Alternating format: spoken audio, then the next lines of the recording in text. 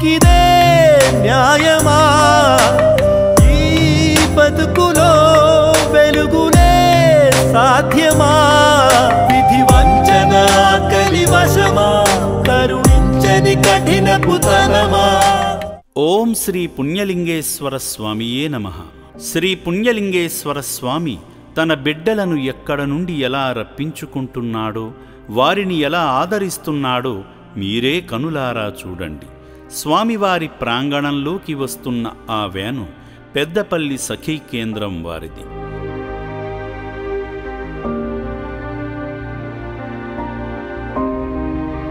పెద్దపల్లి జిల్లా కలెక్టర్ గౌరవనీయులు శ్రీ కోయా శ్రీహర్ష గారి కార్యాలయ సమీపాన గుర్తు తెలియని వ్యక్తురాలిలా తిరుగుతున్న ఈ నిర్భాగ్యురాలిని అమ్మా నాన్న అనాథ ఆశ్రమానికి చేర్చమని పెద్దపల్లి జిల్లా field response officer disable senior citizen డిపార్ట్మెంట్కి సంబంధించిన స్వర్ణలత గారికి కలెక్టర్ గారు విషయం తెలియపరచగా సఖీ కేంద్రం వారి వాహన సహాయంతో ఆ మతిలేని వ్యక్తురాలిని ఆశ్రమానికి చేర్చింది. స్వర్ణలత గారి మాటలు విందాం. హలో, నమస్తే అండి. నేను పెద్దపల్లి జిల్లా కలెక్టర్ ఆఫీస్ నుండి వస్తున్నానండి. నా పేరు Swarnalatha, FRO field respond officer. ఈరోజు పెద్దపల్లి జిల్లా కలెక్టర్ సార్ కోయా శ్రీహర్ష గారి ఆదేశాల మేరకు గత వారం రోజుల క్రితం తను గుర్తు తెలియని మా యువతి ఉందే మాకు పెద్దపల్లిలో గల కమాన్ సమీపంలో అని సమాచారం అందిన వెంటనే మేము అక్కడ చేరుకొని అక్కడ చుట్టుపక్కల వాళ్ళని సమాచారం తెలుసుకోగా తను వారం రోజుల నుంచి ఇక్కడ పడి ఉందని, ఏమీ సమాధానం అడిగినా చెప్పట్లేదు, ఏది ఇస్తే అది పడుకుంటుంది కానీ ఏం సమాచారం ఇవ్వట్లేదని తెలుసుకున్న వెంటనే తనకు ఎవరు లేరని తెలిసి కలెక్టర్ సార్ ఆదేశాల మేరకు వెంటనే ఇక్కడ అమ్మ నాన్న అనాథ ఆశ్రమంకి తీసుకురావడం జరిగిందండి. తను ఇట్లా వింత వింత ప్రవర్తనలు చేయడం కానీ ఎవరితోని మాట్లాడలేకపోవడం వల్ల తనకు ఏమీ సమాధానం, తన పేరు కానీ ఊరు కానీ తెలుసుకోవడానికి ప్రయత్నించగా తన వివరాలు ఏమీ అందించలేకపోవడంతో తనను మా జిల్లా సంక్షేమ అధికారి మాకు సఖీ వెహికల్ సహకారంతో ఇక్కడికి జాయిన్ చేయడానికి తను ఈ ఎంగేజ్లో ఉంది కాబట్టి అక్కడ రోడ్ పైన ఉండడం ఇబ్బందికరంగా ఈ రోజులలో అనేసి ఇక్కడ మాకు మంచి ఒక అమ్మా నాన్న పుణ్యక్షేత్రం సంస్థ చాలా బాగుందని తెలిసి ఇదివరకు మేము ఒకరిని జాయిన్ చేసాము. ఇది రెండో వారండి. మాకు ఇలాగే మేము ఇంకా మా పెద్దపల్లి జిల్లాలో చాలామంది ఉన్నారండి. మాకు ఇలాంటి అవకాశం ఇంకా ఇవ్వాలని కోరుకుంటున్నామండి.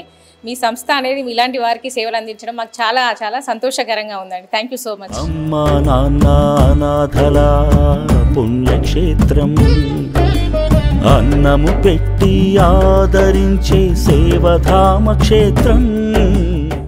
అనంతరం అమ్మా నాన్న అనాథ ఆశ్రమం ఫౌండర్ శ్రీమతి గట్టు శ్రావణీ శంకర్ గారు ఆ అభాగ్యురాలిని దగ్గరుండి మరీ వైద్యశాలకు నడిపించి తగిన పరీక్షలు చేయించి వైద్యమందించారు.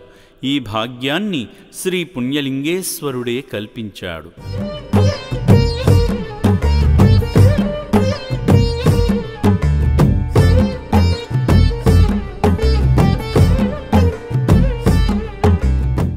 మతిని పోగొట్టుకున్న ఈ అమ్మాయి మనస్సును ఊరటపరిచి నడవవలసిన చోటుకే నడిపించి రక్షణ కల్పించాడు.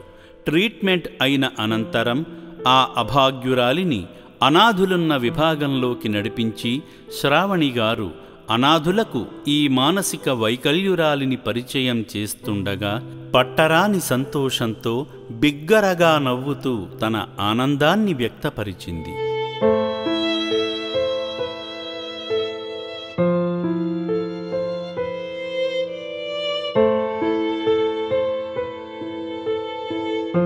ఆ తరువాత తన ఆకలిని తీర్చే ప్రయత్నంగా రుచికరమైన భోజన పదార్థాన్ని అందించగా పాపం ఆకలితో ఉన్నదేమో, అన్నం పెట్టగానే ఎంత ఆబగా తింటుందో మీరే చూడండి.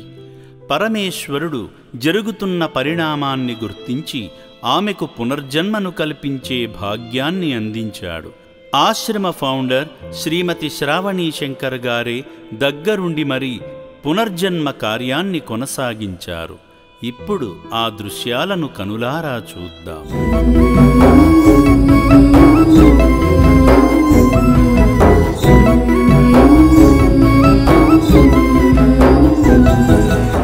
ఈ విధంగా తనను సిద్ధపరచి శ్రీ పుణ్యలింగేశ్వర స్వామివారి చెంతకు శ్రావణీ శంకర్ గారు ఆమెను స్వయంగా వెంటబెట్టుకుని చిన్నపిల్లలకు కబుర్లు చెబుతున్నట్లు కబుర్లు చెబుతూ పుణ్యక్షేత్రంలోకి నడిపించారు.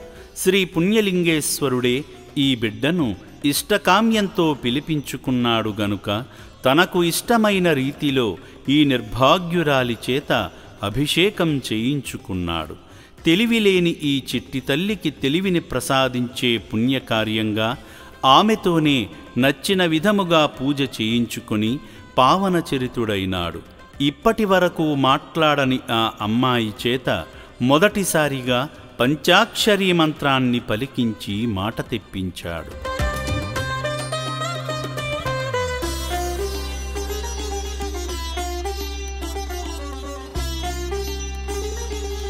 ఇది మొదలు తనలో అణువణువు మార్పుకు సహకరించే దివ్యాశీర్వచనాన్ని అందించి దీర్ఘాయుష్మాన్ భవ అని మనస్ఫూర్తిగా దీవించి ఆశ్రమ హక్కును కల్పించాడు.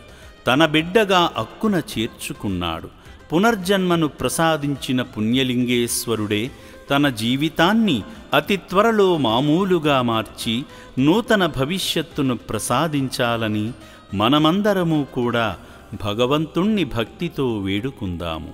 సర్వే జనాః సుఖినో భవంతు.